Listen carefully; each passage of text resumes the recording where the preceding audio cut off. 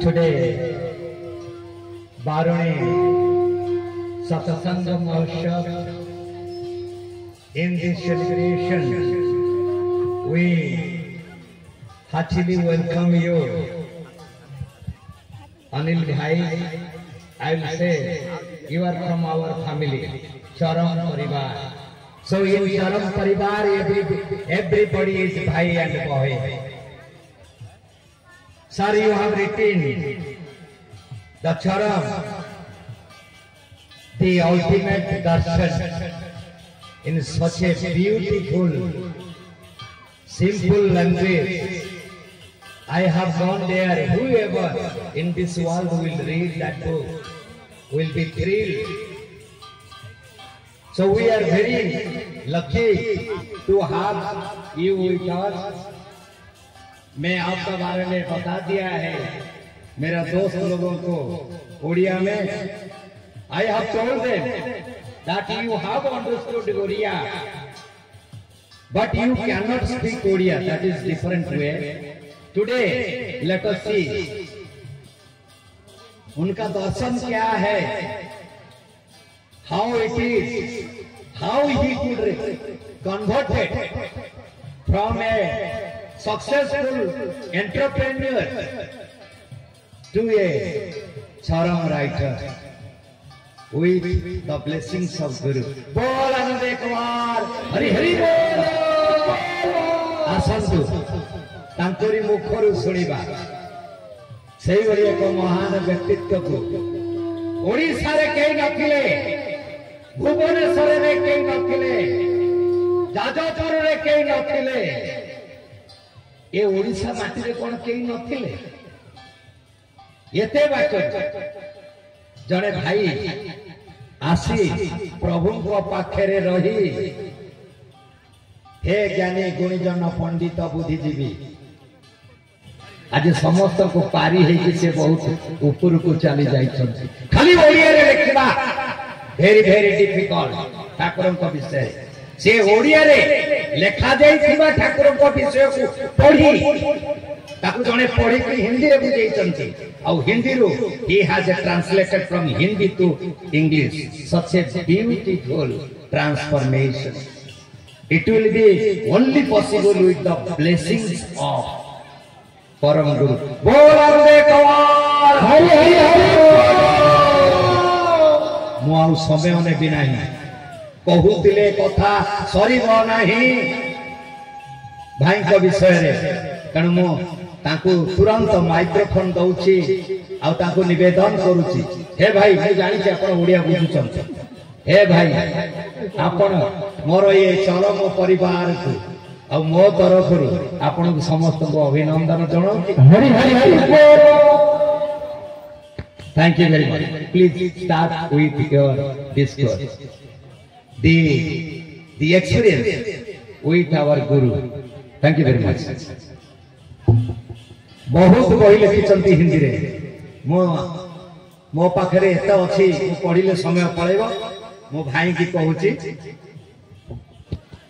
पहले तो मैं आप सबसे क्षमा चाहता हूँ देरी से आने के कारण बिकॉज चले तो हम सुबह से हुए थे पर मेरे ख्याल से आप हिंदी थोड़ा बहुत समझ पाएंगे।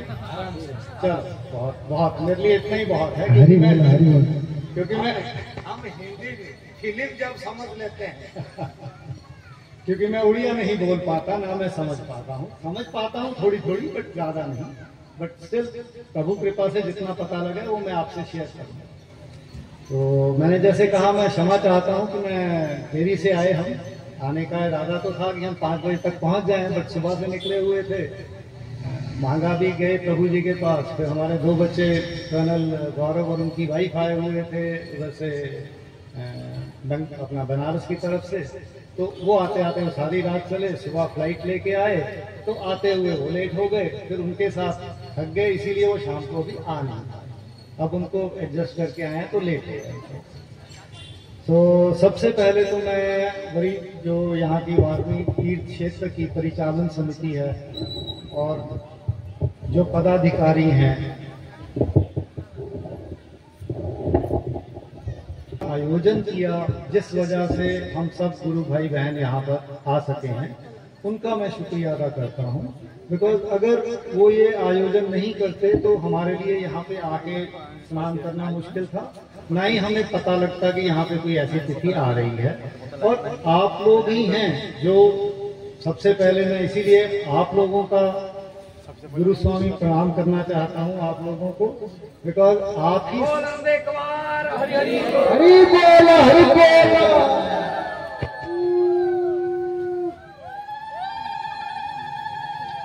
आप लोग ही वो सब महान आत्माएं हैं जो प्रभु जी के साथ कब से जुड़े हुए हैं।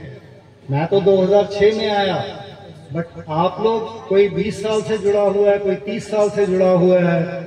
आप लोगों ने उनके साथ मिलके कार्यक्रमों में हिस्सा लिया, आपने उनकी जो दी हुई पद्धति है उसको अपने अंदर ढाला, उनकी दी हुई धारा को ग्रहण किया, उनकी दी हुई कर्म धारा धर्म धारा के अनुसार आप कर्म कर रहे हैं।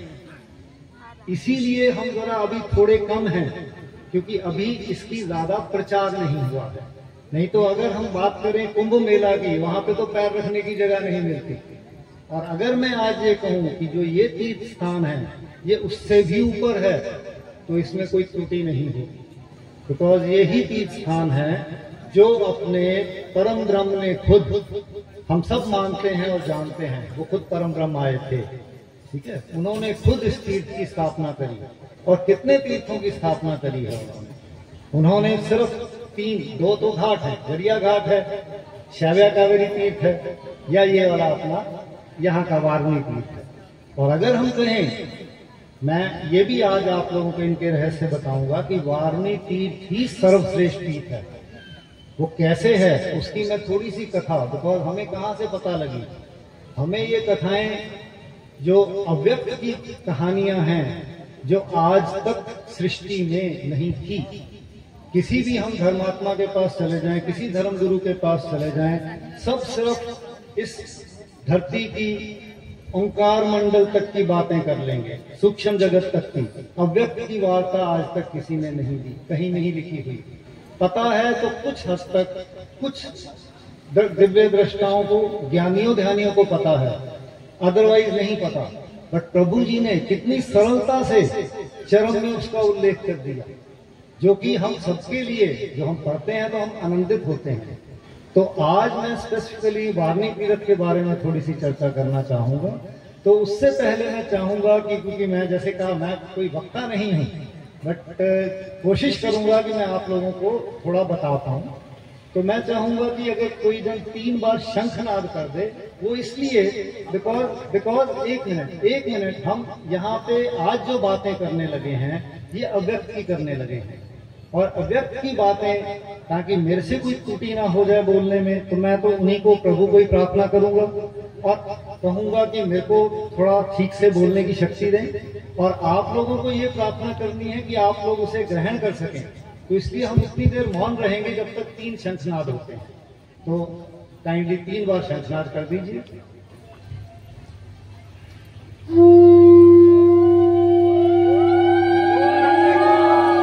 हरि हरि बोल।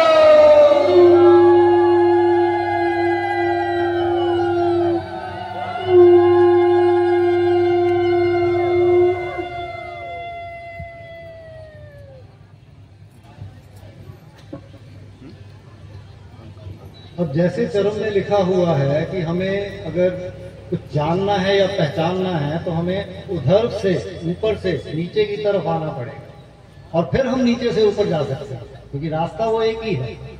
तो इसलिए हम पहले शुरू करेंगे सृष्टि की रचना, कि जो ये सृष्टि की रचना हुई, और ये हमें कहाँ पे मिलती है।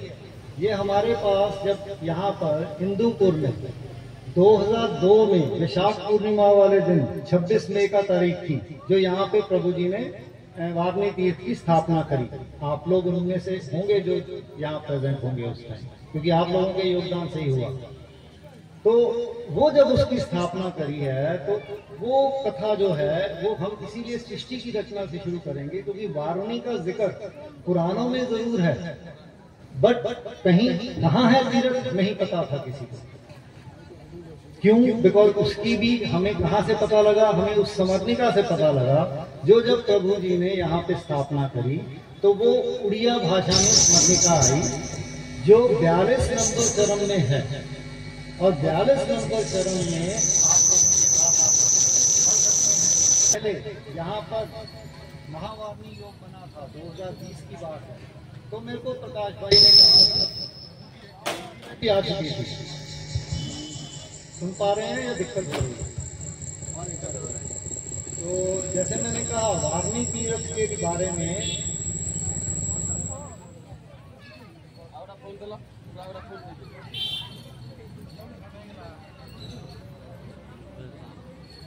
हाँ चलो हो गया हो गया। कोई दिक्कत होगी तो हाँ और रख लेंगे। कोई दिक्कत होगी तो बता दीजिएगा, मैं इसको बंद करके कॉर्डलेस पकड़ लूंगा। ठीक ठीक थैंक। तो इसका जब 4 साल पहले यहाँ योग आया था महावार्नी योग, जो कि उस समय 10 साल के बाद आया था और आज 4 साल के बाद फिर आया है। तो उस समय मेरे को कहा था बिकॉज तब हमने 2008 में हिंदी में स्मरणिका आई थी जिसमें 16 यज्ञों की स्मरणिका लिखी हुई थी। टोटल 60 के करीब यज्ञ हुए हैं प्रभु जी द्वारा, बट 60 की स्मरणिका हिंदी में नहीं है, उड़िया भाषा में जरूर है, बट हमारे पास उसके अलावा और किसी भाषा में नहीं है। तो उस स्मरणिका को हमने तब इसमें वार्नी तीर्थ के नाम से छोटी सी पुस्तक छापी थी जो कि यहाँ पे आज अवेलेबल है थोड़े से चंद रुपयों में। तो वो जिसने हिंदी में लेनी है वो इसे ले सकता है। तो हमारे पास यही पूंजी है। तो इसी में से मैं आपको बताना चाहूंगा। आप लोगों ने पढ़ी होगी, सुनी होगी, बट प्रभु की कथा है तो हम दोबारा भी सुन सकते हैं। तो मैं कोशिश करूंगा वहीं से आपको बताने की। तभी मैंने कहा सृष्टि की रचना जब हुई तो क्या हुआ? हम सब जानते हैं कि सबसे पहले एक ज्योति के रूप में प्रकट हुए, उसके बाद वो 1 से 2 ज्योति बने। ठीक, वो कल्पों की कहानियां हैं। कल्प बहुत लंबा पीरियड है। मतलब अगर उसकी बातें करें तो 72 महायुग, फिर 14 मनवंतर, फिर एक में कितने 4 युग, तो बहुत लंबा पीरियड बन जाता है एक। तो वो भी अपने पास चरम के माध्यम से पता है हमको। तो वो जो प्रथम ज्योति है उसको पुरुष कहते हैं और जो 1 से 2 बनी उसे पुरुष और प्रकृति कहते हैं। यही कहा गया है, ठीक है।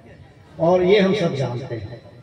उसके बाद में फिर वो कैसे आगे सृष्टि चली पुरुष ने, और वही जो पुरुष प्रकृति हैं वही आदि अनादि हैं, वही नित्य कृष्ण नित्य राधा, जो हमारा चरम के छदपट का मूल बिंदु है।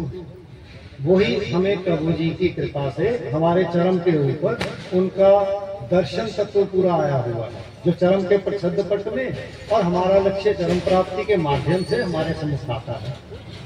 तो वो जो पुरुष प्रकृति थे वो कई कल्पों तक अपने जो आदि रास में मगन रहे, और उसके बाद में पुरुष ने शुभ लगन देख के जब सृष्टि के बीज स्थापित किए तो दोनों खेद युक्त होके दोनों के दोनों जल श्रम जल उनके अंदर से निकला, और जो श्रम जल निकला उसी को श्वेत तारा कहा गया है। और उसी ने शून्य मंडल में जाके बहुत विराट रूप लेके वहां पे गोलक धाम बन गया। क्योंकि हम सब ने गोलक धाम का नाम सुना है। हमने गोलक धाम, क्योंकि हमने बाकी लोगों का भी नाम सुना है बट गोलक धाम का भी सुना है। तो गोलक धाम जो है वहां से बना। अब गोलक धाम जो है वो जल का या अपने पुरुष प्रकृति का रूपांतरित रूप है। ये ज्यादा ऊंचा तो नहीं हो गया, सॉरी। तो पुरुष प्रकृति का रूपांतरित रूप है और वो गोलक धाम वहां पर बन गया। अब उसी गोलक धाम ने बाद में मृत्यु लोक की रचना के बाद में यहाँ पे धरती पर समुद्र का रूप लिया। जो समुद्र का जल है वो गोलक धाम का नित्य कृष्ण नित्य राधा का आदि अनादि का रूपांतरित रूप है। और उसकी लीला कैसे हुई वो अभी हम आगे जैसे चलते जाएंगे वो भी चर्चा करेंगे। तो जब ये गोलक धाम बन गया तो अब उसके बाद में पुरुष के अंग से सबसे पहले गोलक धाम के उनके दाहिने अंग से वरुण के नाम से एक देवता निकले, जो कि उन्होंने उद्भव कराए, जो उस गोलक धाम के जल के देवता के रूप में उभरे। उनका नाम भी हमने सुना है, वरुण का। अब जैसे पुरुष के अंग से प्रकृति निकली वाम अंग से, इसी तरह वरुण के अंग से वाम अंग से वारुणी निकली प्रकृति। बिकॉज खेल सारा प्रकृति का है, पुरुष आधार है, प्रकृति खेल करती है। वो नित्य राधा के रूप में खेल करते हैं, वारुणी के रूप में खेल करते हैं, दुर्गा के रूप में खेल करते हैं, सरस्वती के रूप में खेल करते हैं, खेल लक्ष्मी के रूप में खेल करते हैं। खेल उन्हीं प्रकृति का है, पुरुष सबके साथ आधार के रूप में। तो वारुणी जो है वो जल की अधिष्ठात्री देवी बनी। सो जो कृपा आनी है वो वारुणी के माध्यम से आनी है। यही वारुणी और वरुण और वारुणी की जन्म कथा है, यही गोलक धाम की उत्पत्ति है जो हमारे सम्मुख इसके थ्रू आई, अव्यक्त मंडल की कथा। अब उसके बाद यहाँ पर प्रभु ने हमें आके तो स्थूल में धारा दी, कर्म धारा दी, उसमें हमें धर्म धारा दी, हमें साष्टांग प्रणाम बताया, हमें और चीजें बताई, 10 मोदक दिए, मंत्र दिए, ये सब कुछ दिया हम सबको इंडिविजुअली। वो किस लिए दिया? हमारे शरीर की रक्षा के लिए, हमारी आत्मा की उन्नति के लिए। जो जन साष्टांग प्रणाम करते हैं वो जब जानते हैं कि हमारा क्या होता है, जब साष्टांग प्रणाम करते हैं तो हम महसूस करते हैं वायु निकलती है मुंह से, विकार आते हैं, ठीक है। वो क्या है? वो भी इस समर्निका के माध्यम से पता चलता है कि हमारे शरीर में जो विकार उत्पन्न होते हैं, विकार क्या उत्पन्न होते हैं हमारे शरीर में? बकायदा काम, क्रोध, लोभ, मोह, मद, मात्सर्य, ये षड ऋतु हैं। अब प्रति क्षण जो हम कर्म करते हैं, इन षड ऋतुओं की वजह से हमारे अंदर विकार उत्पन्न होते हैं।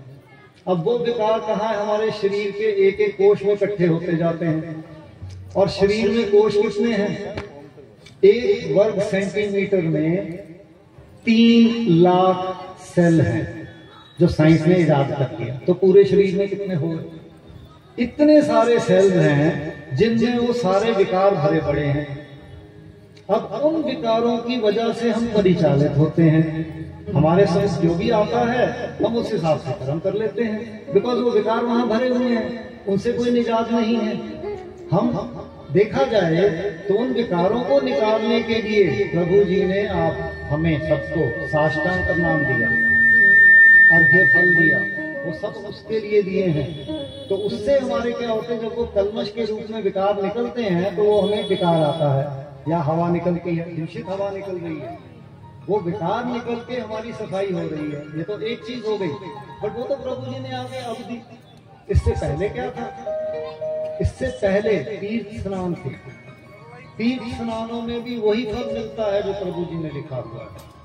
हमारे में जो दुश्चिंता है, दूषित भाव है, हमारे में कुभावनाएं हैं, हमारे में दुश्चिंता, मतलब ये गलत संस्कार भरे पड़े हैं हमारे अंदर, वो तीर्थ स्नान के माध्यम से, और उन गलत संस्कारों की वजह से हम पाप कर्म करते हैं। तो जब हम तीर्थ स्नान करते हैं तो उसमें हम कहते हैं कि गंगा के माध्यम से, या जहाँ पे भी हमने अलग अलग तिथियों में स्नान किया, तो तीर्थ स्नान से हमें महापुण्य का फल मिलेगा। वो फल के लिए भी प्रभु जी ने या मुनि ऋषियों ने पहले से हमें बताया हुआ था, और उसकी सारी कथा इसमें दे रखी है कि गंगा कहाँ से उद्भव हुई। हम कहते हैं विष्णु के नाखून कौन से उद्भव हुई, जो हमने सुना हुआ है, पर चरम में कुछ और लिखा हुआ है। चरम से तब उद्भव हुई जब ये दोनों नित्य राधा नित्य कृष्ण युगल में द्रवीभूत हो गए, तो उस जल से गंगा अभिभूत हो गई। तो गंगा माता जब अभिभूत हुई तो नित्य कृष्ण ने उनको कहाँ स्थापित कर दिया? उन्होंने उसको गुप्त लीला के रूप में हर जगह पे स्थापित कर दिया, और उसको वर दे दिया कि आप जहाँ इसमें तीर्थ स्नान करोगे तो लोगों के पाप नष्ट कर सकोगे, और उनको इन कलमशों से आजादी मिल जाएगी, कलमश निकल जाएंगे। तभी मैंने कहा ना, पहले भी तो कोई पद्धतियां थी, वो ये थी, वो आज भी हैं, क्यों नहीं है आज? तो फिर उसके बाद में इसी तरह इसके माध्यम से हमें पता लगा एक और कथा हुई थी।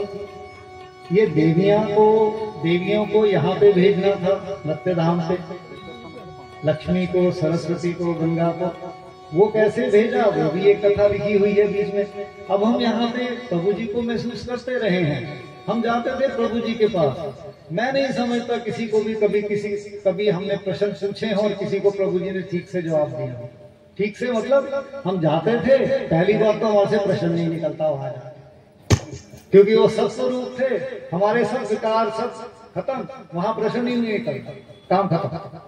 बट जो हमारे लिए अच्छा है, जो हमें चाहिए, वो हमें वहां पहुंचने से पहले ही मिल जाता था या किसी न किसी माध्यम से पूरा हो जाता। ये भी आप लोगों ने महसूस किया होगा। तो ये सब जो कथाएं हुई हैं, ये उनकी सूक्ष्म लीला का हिस्सा थी। तो हमें क्या पता लगा, हमें तो पता नहीं लगता था, बट हमने उस चीज का एहसास किया, महसूस किया। तो इसी तरह अव्यक्त में भी कुछ इसी तरह की लीला करी प्रभु जी ने देवियों के साथ, और उनको कुछ पता ही नहीं लगा, और उन्होंने एक दूसरे से आपस में शाप दे दिए। और वो शापित जब हुई तो एक दूसरे को शाप दे दिए कि तू भी नदी रूप में जा, तू वृक्ष बन जा, तू नदी में जा, वो सब तीनों शापित हो। बट पीछे प्रभु की लीला थी, वो अव्यक्त लीला थी। वो लीला इसीलिए थी हमारे उद्धार के, जनता के कल्याण के लिए, जीव जगत के कल्याण के लिए। वो लीला थी तीर्थ के स्नानों के फल के लिए, जो कि सारे उसमें लिखे हुए हैं कि वो किस स्थिति में कहाँ स्नान करने से क्या फल मिलता है। बिकॉज गंगा और सरस्वती की धार समस्त नदियों में, जब वो समस्त नदियों में हैं, बट उनके साथ अव्यक्त ने क्या किया था, हम यहाँ देखते हैं कि सब ग्रह नक्षत्र चल रहे हैं, आज ये तिथि है, आज ये वार है, आज ये नक्षत्र है, ये सब चीजें हम देखते हैं स्पष्ट यहाँ पर। बट वहां पर प्रभु ने इच्छा से क्या किया, जब ये चीजें बनी तो उनके साथ इन चीजों को युक्त किया। मतलब ये नक्षत्र युक्त कर दिया, ये तिथि युक्त कर दी, ये वार युक्त कर दिया, ताकि उस तिथि, उस नक्षत्र, उस वार में हम धरती पर वो कृपा आ सके। क्योंकि वहां तो चलन नहीं है ग्रह नक्षत्रों का, ग्रह नक्षत्रों का चलन तो यहाँ पर है, धरती पर है, सप्ताश मंडल में है, ऊपर अव्यक्त में नहीं है। वो तो हमारे लिए है, क्योंकि वही हमारे पाप कर्मों का फल देते हैं, वही स्वर्ग है, और कोई स्वर्ग नहीं है। कर्म हमारे हैं और किसी ने कर्म नहीं करने। जैसे प्रभु ने क्या लिखा है, गुरु सिर्फ ज्ञान देते हैं, तो आपके कर्मों में, हमारे कर्मों में भागीदार नहीं बनते। वो सिर्फ शक्ति देके एक तरफ बैठे हैं, सबके हृदय में बैठे हैं। हम कर्म करेंगे तो फल पाएंगे। हम तीर्थ में आगे स्नान, तीर्थ का स्नान का फल पता है, तीर्थ में आगे स्नान करेंगे तो फल पालेंगे। घर बैठे रहेंगे, नहीं आएंगे, नहीं पाएंगे। कोई भी कर्म करने से फल मिलेगा, उसके बिना नहीं। और ये सब हमारे पुराने कर्मों के फल हैं कि हम प्रभु के पास सारे पहुंचे, ये पुराने कर्मों के फल हैं। बट उसके बाद भी बाकी जो है वो गुरु कृपा पे डिपेंड करता है। गुरु कृपा आती है कर्म करने से। तो जो कर्म करता है, जैसे यतिष्ठा ने कर्म किए, सब जानते हैं कितने कर्म किए। सारा समय अगर देखो तो उनके माध्यम से कितने तत्व आए हैं, 72 तत्व आए हैं उनके माध्यम से। और उनको घर से कितनी ताड़ना मिलती थी। घर वाले क्या कहते थे, भैया प्रभु जी को सब शुद्ध की नजर से ही देखते थे, भैया तुम उनके पास जाओगे, तुम तो ब्राह्मण कुल के हो। जाति पात छूत छात सब आज भी है, तब भी था, तब ज्यादा था। बट स्टिल उसने उन चीजों की परवाह न करके किस तरह कर्म किए। पहले 10 साल बकायदा अकेले आपकी ऑर्गेनाइजेशन को चलाया। संस्था तो जाके बनी 93 में, गुरु गद्दी को बिठाया 78 में, 15 साल। संस्था तो नहीं थी, संस्था तो 93 में स्थापना की, 93 में आगे चली संस्था। उससे पहले तो संस्था नहीं थी। और 93 में अपना वो कर्म करके चले भी गए 37 साल की उम्र में। तो कितनी तकलीफ से गए, क्या कर्म उन्होंने नहीं किए? बहुत कर्म किए। तो इसी प्रकार हमें भी कर्म करने हैं। बट एनीवे, वो मैं अब पीछे आता हूँ। वरुण वार्णी भी आ गए, ये तीर्थों को भी स्थापना कर दी प्रभु जी ने। और स्पेशली यहाँ पर इंदुपुर में ही की। जैसे एक उस समय जब यहाँ पे विशाख पूर्णिमा वाले दिन जब आया था ना, आप लोगों ने यहाँ पे प्रभु जी ने आगे तीर्थ की स्थापना करी। विश्व शांति कैवल्य यज्ञ और वार्णी तीर्थ उस यज्ञ का नाम था। तो उस समय भी एक यज्ञ ने जिज्ञासा, एक भक्त ने जिज्ञासा शुरू कर दी। कहता जी हमें तो प्रभु कुछ नहीं पता, आप बताओ। तो सारी कथा इस समझनिका में लिखी हुई है। तो फिर प्रभु जी ने बताया, कहते जी शास्त्रों में भी लिखा हुआ है कि वाल्मीकि सर्वश्रेष्ठ है। क्यों? बिकॉज सारे जल की अधिष्ठात्री देवी वाल्मीकि देवी है। तो वाल्मीकि तीर्थ लिखा तो हुआ है, बट वाल्मीकि तीर्थ है कहाँ पे? और प्लस आप भी कहते हो वाल्मीकि, तो इस तरह की कथा है वो। तो तब प्रभु जी ने कहा कि विश्व शांति के लिए जो ये कैवल्य यज्ञ कर रहे हैं, ताकि फिर उन्होंने बताया कि जब ये अभिषिक्त हुई थी देवियां, तो उनको 5000 साल के लिए यहाँ पे धरती पर रहना था, उसके बाद वापस चले जाना। ठीक है जी। तो 5000 साल किसके? कलियुग के। तो कलियुग के 5000 साल पूरे हुए और देवियां वापस चली गई अपनी छाया रख के यहाँ पे, और ब्रह्म की आज्ञा रख के। तो अब भक्त ने कहा जी यहाँ पे तीर्थ में स्नान कैसे का फल कैसे मिलेगा, कौन देगा, और वाल्मीकि तीर्थ का क्या मतलब? तो इस तरह की कथा है उसमें। तो तब प्रभु जी ने बताया था कि यहाँ पर वाल्मीकि की जल की अधिष्ठात्री देवी है। जब देवियां चली गई वैकुंठ अपनी अपनी जगहों पे, तो तब सबने जो दिव्य दृष्टा थे, देव मानव थे, उन सब ने गोलोक में जाके प्रभु से प्रार्थना करी कि प्रभु यहाँ तो जीवों का जो उद्धार हो रहा है वो कैसे होगा, उसके लिए हम क्या करें, उसके लिए आप कोई उपाय करो। तो जब उनकी इच्छा पूर्ण करनी थी, तो उस समय इच्छा कौन पूर्ण करेगी? प्रकृति आदि, बट पीछे अनादि पुरुष रहेंगे। तो देवी जो है वो द्रवीभूत हो गई, मतलब भावना में बह गई, और भावना में वही भूमा के नाम से प्रकट हो गई, और उसके लिए एक पूतपूर्णा मंडल बन गया। जब वो बन गया, वहां पर सारे सुचिंता सुगुण सारे वहां पर आ गए, और उसकी बाद में प्रभु जी ने वो भूमा जो आदि है उसके साथ बाद में प्रभु जी ने वारणी को वहां पे भेज दिया। तो वारणी और भूमा वहां से दोनों लीला कर रही हैं। तो ये उसके पीछे की कथा है। तो प्रभु ने यहाँ ये बताया कि देवियां चाहे चली गई हैं, बट वारणी की कृपा बकायदा बनी हुई है। बिकॉज जो वारणी की कृपा है, जिस दिन ये पूर्णा मंडल बना, उस दिन चैत्र कृष्ण त्रयोदशी उन्होंने साथ संयुक्त की थी, जो कि अभी कल आने वाली है। अभी ये चैत्र मास ही चल रहा है, इसकी द्वादशी चल रही है आज, अभी त्रयोदशी शुरू होगी कल 10:19 में, तब से ये त्रयोदशी शुरू हो जाएगी। शतभिषा नक्षत्र योग कर दिया उसके साथ में, वो भी उस समय के हिसाब से, और शनिवार योग कर दिया। तो ये योग बना दिया, इसी को महावारणी योग कहते हैं, क्योंकि इस दिन पूर्णा मंडल का बनाया गया था। और इस दिन वारणी की कृपा सिर्फ जल में ही नहीं, सर्व तीर्थों पे, सर्व पीठों पे, सर्व देव जहाँ पे भी प्रभु की महिमा प्रकाश पाई, अपनी महंगा में हुई, जहाँ पर भी और देव पीठ है, हर जगह पे वारणी की कृपा आती है। और कृपा क्या आती है? हमारी दूषित भावनाओं को निकाल कर हमें सुचिंता की तरफ लेके जाती है, ये कृपा। मतलब जब हम अपनी, जिसको हम विजेंद्रिय और सतेंद्रिय वृत्ति कहते हैं, जब संसार की सारी चिंताएं जो है वो विजेंद्रिय वृत्ति में आती है, जब हम सबके लिए कर्म करते हैं वो सतेंद्रिय वृत्ति में आती है, और वो सुगुण होते हैं। तो वो जो सुगुण हैं वो सारे ही उस दिन दुगुण दूध होते हैं, दुर्गुण, और उसी दुर्गुण की वजह से हम झूठ बोलेंगे, किसी के साथ चक्रांत की बातें करेंगे, वो सारी चीजें चलती हैं। तो हम मानव नहीं बन पाते। हम मानव लीला के बजाय, जो प्रभु जी के चरण में लिखा हुआ है, हम नरकट लीला, बंदर लीला करते हैं। तो ये सारी चीजें भी लिखी हुई हैं। बिकॉज जब हम अपनी तरह से ठीक तरह से नहीं व्यवहार करेंगे, तो हम इंसान की तरह व्यवहार नहीं कर रहे, मानव का धर्म नहीं है ये। तो वो सब चीजें की वजह से ही कृपा आती है, ताकि हम मानव बन जाएं। तो ये है, तब प्रभु जी ने कहा कि ये सारा का सारा जो है तीर्थ स्नान का फल, चाहे देवियां चली गई हैं, बट वारणी की कृपा से ये हर स्थान पे बना रहेगा, बना हुआ है, बना रहेगा।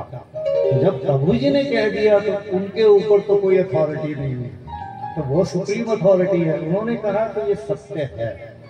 बाकी अनुभव की बात है। जैसे आप लोगों ने अनुभव किया, जब हम करेंगे तीर्थ स्नान करेंगे तो उस फल को जो जिस भाव से करेगा, क्योंकि हम जिस भाव से प्रभु जी के पास जाते थे वही भाव को मल्टीप्लाई करते थे। ये हम लोगों ने महसूस किया है। कोई अगर झूठ चक्रांत लेके जाता था उसका झूठ चक्रांत बढ़ा देते, कोई अगर चोरी चकारी करने को जाता था वो बढ़ा देते। मंदिर तो सारे जाते हैं, प्रभु के पास तो सब जाएंगे, प्रभु तो तथास्तु कहेंगे। भावना आपकी होगी। सो इसी तरह जिस भाव से हम चाहेंगे वहां पर फल जो जिसकी चाह करेंगे और जिसके लिए हम योग्य हैं वो हमें जरूर मिलेगा, ना कि कोई संभावना है। ठीक है जी। तो ये तो उन्होंने प्रभु जी ने बताया कि इस तरह करके वार्णी का जो फल है वो अभी एक्शन बना हुआ है। अब वो तो हो गई कृष्ण त्रयोदशी, और ये शतभिषा नक्षत्र जो हमने कल योग की बात कर रहे हैं, जो कल सुबह 10:19 से शाम के 3:39 तक है, इसके दौरान महावार्णी योग बना हुआ है और आगे पीछे वार्णी योग है। तो वार्णी योग की अपनी महत्वता है, महावार्णी योग की अपनी महत्वता है। तो इसलिए मैं चाहूंगा कि अब इसको स्मरणिका को आप भी सब लोग पढ़िए। जो उड़िया में पढ़ सकता है उड़िया में पढ़े, जो हिंदी में पढ़ सकता है हिंदी वाली अवेलेबल है उसमें पढ़े, ताकि जब तक हम पढ़ेंगे नहीं हमें पता नहीं लगेगा। पता नहीं लगेगा तो पहली बात हम उसको महसूस करने के लिए आगे नहीं बढ़ेंगे और हम किसी को बता लेंगे भी नहीं। मतलब हम वैसे ही बताएंगे तो कोई नहीं विश्वास करता, बट जब हम कहेंगे नहीं ये शास्त्र में हो देता है, शास्त्र में लिखा हुआ और आप विश्वास आप करके देखो तो वो विश्वास करता है। ठीक है ना। तो बट स्टिल अब ये तो हो गया चैत्र कृष्ण की त्रयोदशी। अब यहाँ पर इंदुपुर में त्रिवेणी संगम कैसे बना? त्रिवेणी संगम तो था नहीं है, कैसे बना उसकी कथा भी प्रभु जी ने इसी स्मरणिका में बताई है। उसमें बताया है कि पहले यहाँ गुप्त में गंगा थी और ब्राह्मणी के नाम से सरस्वती भी बह रही थी, जो कि सत्ययुग से बहुत यहाँ पे लोगों ने ऋषि मुनियों ने पीठ बनाए थे। तो ये दो नदियां बह रही थी यहाँ पे, और तीसरी नदी तो थी नहीं यहाँ पे, बट यहाँ पे दो दैत्य थे, महानदा और विरूपाक्ष के नाम से, जो कि यहाँ पे बहुत अत्याचार कर रहे थे। पर थे वो विष्णु भक्त, क्योंकि दैत्य भी विष्णु के भक्त हो सकते हैं, इंसान भी हो सकते हैं, देवता भी हो सकते हैं। वो विष्णु भक्त थे इसलिए उनको कोई हरा नहीं सकता था। तो जब हरा नहीं सकता था तो वो अपना अत्याचार कर रहे थे। तो फिर अल्टीमेटली विष्णु को ही आना पड़ा, उनको आगे उनके जब पाप कर्मों के फल सुनाए तो वो तब डरे। फिर कहते हैं कि नहीं अब हमें नदी रूप में बना दो ताकि हम लोगों के पाप भार को ग्रहण कर सके। तो जो महानदा था वो तो बन गई महानदी, जो आपकी यहाँ महानदी बह रही है, और जो विरूपाक्ष था वो बन गई विरूपा। तो ये नदियों में बदल गए। और बाद में क्या हुआ, जब जीवों का जो हमारा पाप भार, जब हम तो धोने चले गए वहां पे, बट उनको धोना तो उनको पड़ता है, वो धोने में असमर्थ हुई तो उसने फिर गुहार लगाई गंगा माता से कि मेरे को अपने नीर में मिला। तो वो जिस दिन गंगा ने उसकी स्वीकार करके अपने नीर में मिला लिया, वो कहाँ मिलाया? यहाँ पर इंदुपुर। इसीलिए इस जगह का नाम इंदुपुर पड़ा, क्योंकि वो जगह मिलित हो गई, त्रिवेणी संगम तब से बना। तो ये जब त्रिवेणी संगम बन गया वो थी वैशाख पूर्णिमा, और प्रभु जी ने जो यहाँ पे यज्ञ किया वो भी वैशाख पूर्णिमा। क्योंकि ये हमें तो पता नहीं है, बट प्रभु जी को तो सब जानते थे। हम कहते हैं कि प्रभु जी ने जो कर्म किए वो किसको पता थे? अव्यक्त की लीला कौन जानते हैं? ऋषि मुनि जानते हैं, निर्विकल्प समाधि में जाने वाले जानते हैं। कहाँ लिखा हुआ था? आज से 500 साल पहले अछूतानंद जी लिख गए थे, मालिका में लिखा हुआ था। जो यज्ञ हुए हैं, कौन सा यज्ञ उसके बिना हुआ? इस तिथि का भी वर्णन था, इस यज्ञ का भी वर्णन था। चरम जब उतरा है 1993 में, उसका भी वर्णन था। प्रभु जी के माता पिता का वर्णन था, प्रभु जी की आसपास कितने जगहें हैं उनका वर्णन था। तो उनके वो तो पहले ही सब कुछ लिख के चले गए थे। कब? 500 साल पहले। ये छोटी घटना नहीं हुई थी। और वही प्रभु जी उन्हीं दिनों में आके हमारे समक्ष लीला करके, हमारे साथ यहाँ पे छलना करके चुप करके बैठे रहते थे। किसी को पता नहीं लगता था क्या कर रहे हैं। हम सब भ्रमित होते थे। जब उनको देवी देवता नहीं पहचान पाए, हम क्या पहचान पाए? और हम उनकी दी हुई साधना पद्धतियों को भी हम एक किस्म से, मैं कहूँगा, नकारते ही हैं। तो हम जैसे उन्होंने कहा, हम उनको भी वहां पे भी हम थोड़ी बहुत बेईमानी कर लेते हैं, जिसके लिए मैं आप सबसे अनुरोध करूंगा कि हम वो बेईमानी ना करें। क्योंकि उन्होंने बड़े स्पष्ट शब्दों में लिखा हुआ है कि अगर ये साधना पद्धति सही से करोगे तो आप में कोई भी द्वेष, राग द्वेष, ये सब गलत भावनाएं अपने आप हट जाएंगी। जिसमें अहंकार या बाकी वो गलत भावनाएं नहीं हट रही, इसका मतलब भाई साहब ध्यान दो थोड़ा सा और, तभी कृपा आएगी। तो इसलिए अपने आप पे ही हमें ध्यान देना है। बताया प्रभु ने सब कुछ हुआ है। तो इस तरह करके अपने यहाँ पे इंदुपुर में विशाख पूर्णिमा वाले दिन प्रभु जी ने स्थापना की। और बाद में फिर चैत्र की कृष्ण त्रयोदशी को विरूपा की कृपा आई, जो कि तब से अम्लान बनी हुई है। और अब ये जो सारी बातें हैं, ये जैसे मैंने शुरू में कहा, कुंभ में पैर रखने की जगह नहीं, यहाँ पे किसी को पता नहीं, हम आराम से जाके समय कितना है? ठीक है, मैं 5 तो यहाँ जाके हम बेसिकली अगर हम उसको पद्धति को फॉलो करेंगे तभी हम धीरे धीरे संसार के पास जाके बता पाएंगे। और बताने के लिए क्या है हमारे पास? हमारे पास या तो हमारी अपनी जो हम कर रहे हैं, बट हमारी करनी को जल्दी जल्दी कोई नहीं समझेगा, तो उसको पढ़ने के लिए हमें क्या देना पड़ेगा? चरम देना पड़ेगा। अब चरम उड़िया भाषा में है। उड़िया भाषा में भी आप लोगों में से मैं समझता हूं कि हम उड़िया में भी अगर पढ़ना चाहेंगे, समझना चाहेंगे, बहुत मुश्किल है, आसान काम नहीं है। उसके लिए बार बार पढ़ना पड़ेगा, बहुत मेहनत करनी पड़ेगी। तो उसको अब हमारे पास आज की तारीख में क्या है? आपके पास 12 किताबें हैं हिंदी और अंग्रेजी, 5 किताबें अंग्रेजी में हैं, 7 किताबें हिंदी में हैं।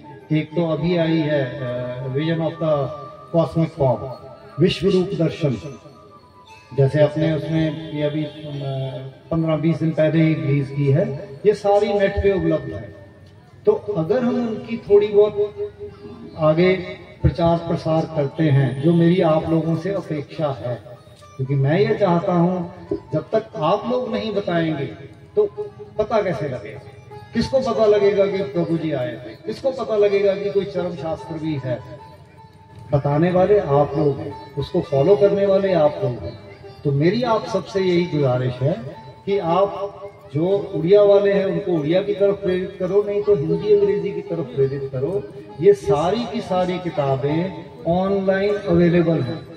मेरी वेबसाइट पे 150 से ऊपर वीडियोज अवेलेबल है हिंदी और अंग्रेजी। वो सबका जिक्र इसमें किया हुआ है। बुक स्टॉल लगा हुआ है, आप यहाँ से देख सकते हैं। आप सुबह देख लीजिएगा, बुक स्टॉल लगा हुआ है, उसमें कुछ किताबें रखी है मैंने यहाँ पे लाके, तो उनको आप देखिए, कोशिश करिए।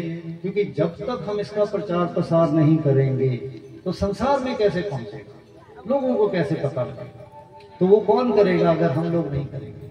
इस्कॉन वाले सड़क सड़क पे खड़े होके, कॉर्नर्स पे खड़े होके भगवत गीता बांटते हैं। प्रभुपाद के माध्यम से पूरे वर्ल्ड में इस्कॉन फेमस हो गया। क्यों फेमस हो गया? हरे कृष्णा महामंत्र फेमस हो गया। क्यों फेमस हो गया? बट अभी तो हम उसके आगे की लीला की बात कर रहे हैं। ये रामचंद्र जी आए थे त्रेता के एंड में, कृष्ण जी आए द्वापर के एंड में, अब प्रभु जी आए हैं कली के एंड में। तो प्रभु जी का जिक्र कहाँ पे चल रहा है? हम कोशिश करते हैं, बट उसी में मेरे को थोड़ी आप लोगों की ये सहयोग चाहिए कि आप लोग इन पुस्तकों के माध्यम से, इन वीडियोस के माध्यम से थोड़ा आगे कोशिश करिए, ताकि हम प्रभु का प्रचार कर सके। और उससे क्या होगा? ज्यादा से ज्यादा यहाँ जने आके फायदा उठा सकेंगे, चाहे तीर्थ स्नान का है, चाहे उस ज्ञान का है। जो कि अगर छोटा मुंह बड़ी बात, ये गीता से भी ऊपर का ज्ञान है और गीता सर्वश्रेष्ठ ग्रंथ है पूरे विश्व का। ये हमारी चरम में ही लिखा हुआ है कि स्टेट जो कांग्रेस लाइब्रेरी है यूनाइटेड स्टेट्स की, उसमें स्वर्ण पेटिका में बंद है भगवत गीता। जब सभी शास्त्रों की चर्चा हुई तो उसको सर्वश्रेष्ठ ग्रंथ कहा की मान्यता दी गई, जो कि पंडित नेहरू जी ने और जॉन एफ कैनेडी ने जाके वहां पे उस तरह करके जिक्र है चरम। और मैं कह रहा हूं कि चरम उससे भी आगे का शास्त्र है जो कि आप लोग जानते हैं, बट आज संसार नहीं जानता। तो अब अपनी चेष्टा क्या होनी चाहिए, अगर आप लोग सब भाई सहयोग करेंगे तो ये क्यों नहीं ग्रंथ श्रेष्ठ बनेगा, क्यों नहीं ये प्राइम मिनिस्टर या प्रेसिडेंट तक पहुंचेगा।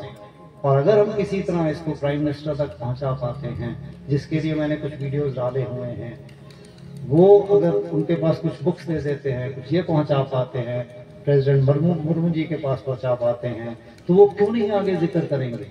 अगर उनको एक बार हम प्रॉपरली वो थोड़ा सा उसको एनालाइज कर लें। पढ़नी तो उन्होंने नहीं होती, उनके पास तो बकायदा उनका स्टाफ है जो पढ़ेगा, उनके पास समय नहीं है पढ़ने के। तो वो जो उनको पढ़ के बताएंगे तो फिर उनको पता लगेगा, जब उनकी समझ में आ गई तो संसार में पहुंच जाएगा। तो इस तरह की मेरी आप लोगों से गुजारिश है। तो अब क्योंकि मेरे को कहा गया कि समय 9 बजे से पहले खत्म भी करना है, तो अब मैं इसके इन शब्दों के साथ अपनी वाणी को विराम देता हूँ। सब गुरु स्वामी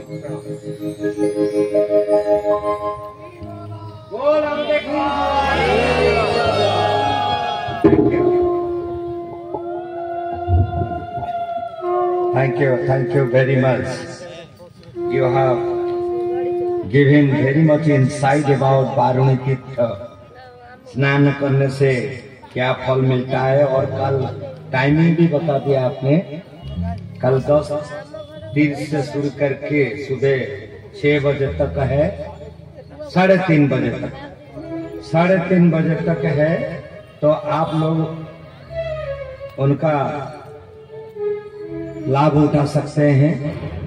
अभी मैं अनुरोध करूंगा नाउ बाबा दिवाकर दास महाराज जी को, बाबा दिवाकर दास महाराज को मंच को आनिबा पाई गंधर्व